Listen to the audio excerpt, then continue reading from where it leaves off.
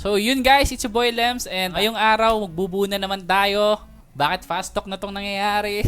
Hindi, joke lang. Magbubuo tayo ngayon ng 65,000 na gaming focus build. So sa mga viewers natin dyan na nagbabalak magbuo ngayong month or next month, baka ito na yung next na gaming rig nyo. Bagong lahat, don't forget to like and subscribe to our channel and hit that bell button.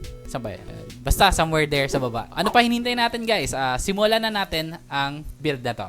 Ano nga ba yung mga parts na kinuha natin for this 65k gaming focus na build? Una-una yung processor natin, which is a Ryzen 5 3600, and alam ko ito yung patok na patok ngayon sa market, and ubusan talaga yung stocks. So konting share ko lang guys, mahirap talaga maghanap ngayon ng stocks ng Ryzen 5 3600 kasi ngayong ECQ or GCQ sobrang in demand yung mga PC parts, and sa mga big build ngayon, take note lang na sobrang hirap talaga and nagkakaubusan since marami nag-online school ngayon and marami ring nag-work from home, and be sure lang na maghanap-hanap talaga.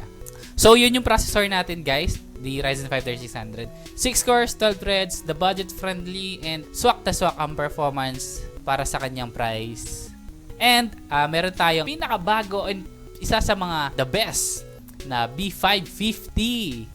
Yon. So nag-upgrade tayo from B450 to B550. So this is the B550 Tomahawk, MAG Tomahawk pala from MSI. For the past 2 weeks, nagbabasa or nanonood ako ng mga review regarding this motherboard, and I can say na sobrang ganda ng performance ito. Katapat niya yung mga nasa siguro mid to high tier na X570 na motherboard. So maganda rin yung cooling niya based kay Hardware Unbox. Big shoutout pala kay Hardware Unbox kasi doon ako nanood ng review niya for this motherboard.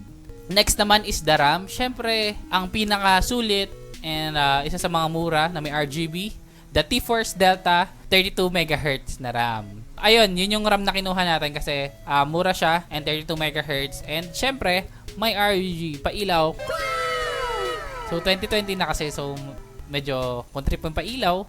Check mo yung mga RGB na RAM.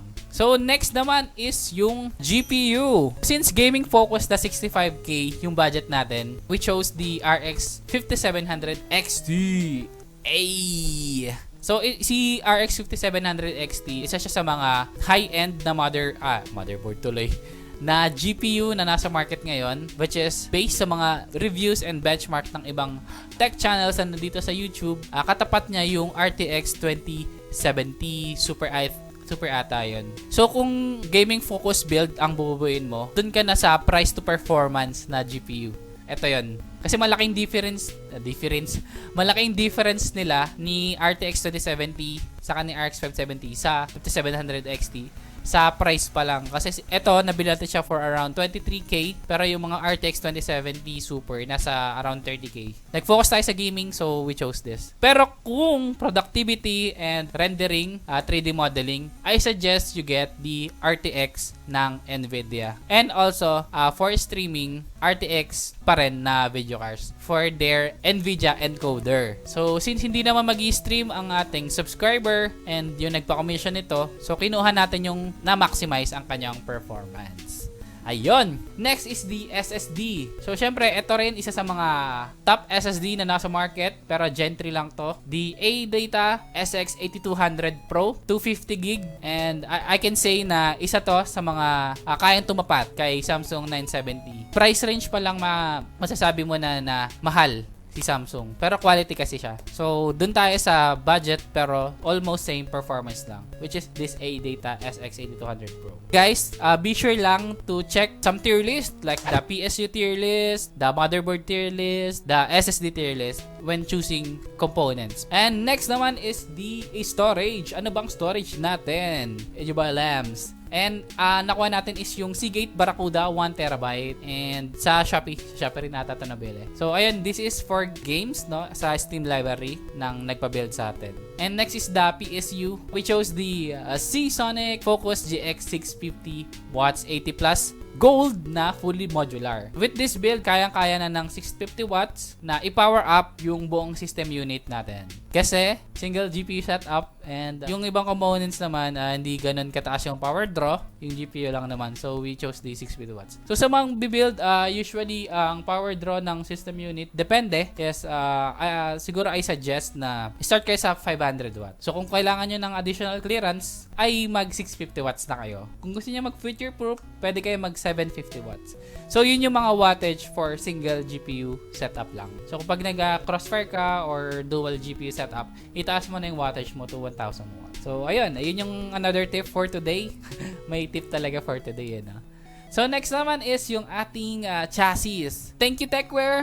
Hindi tayo sponsor ng Tecware, pero nagpapasalamat tayo kay Tecware for this Tecware Alpha TG. ATX yung motherboard natin, which is a full size, no? And dapat ATX rin ang ating PC case. Si Tecware, kaya-kaya niya yung 240 na rad sa taas and sa harap. Pero ilagay natin yung radiator natin sa taas. So, yan, very spacious and okay yung cable management ni Tecware sa likod din. Dito sa likod, the board.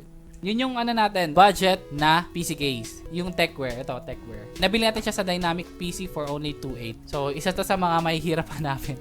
Nagkakaubusan ng stocks. With that, tapos na tayo sa mga parts. Ano nga ba ang performance ng gaming rig na to sa mga games? Wait, sit back and relax, and here are the benchmarks.